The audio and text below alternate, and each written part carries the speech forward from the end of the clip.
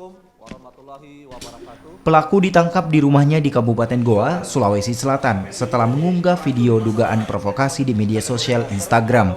Dalam video tersebut, pelaku mengatakan masyarakat akan turun ke jalan dan meminta Presiden Jokowi turun dari jabatannya jika pada 22 Mei KPU mengumumkan hasil pemilihan presiden tidak sesuai yang diharapkan pasangan 02. Selain itu, pelaku juga memprovokasi bahwa akan ada kerusuhan dengan membenturkan TNI dan Polri. Menurut pelaku, unggahan video tersebut berdasarkan analisis pribadi dan bukan pesanan dari pihak manapun. Namun polisi masih menyelidiki siapa dalang dari pembuatan video tersebut. Ya itu kan analisa saya saja secara pribadi. Kenapa bisa bilang begitu Pak? Bisa Pak?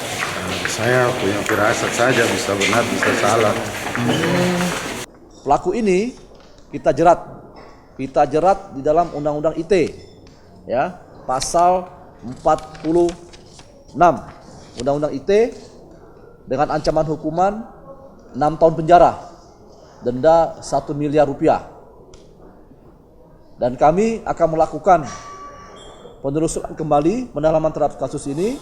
Siapa saja yang terlibat, yang terkait dengan masalah ini akan kita proses secara hukum.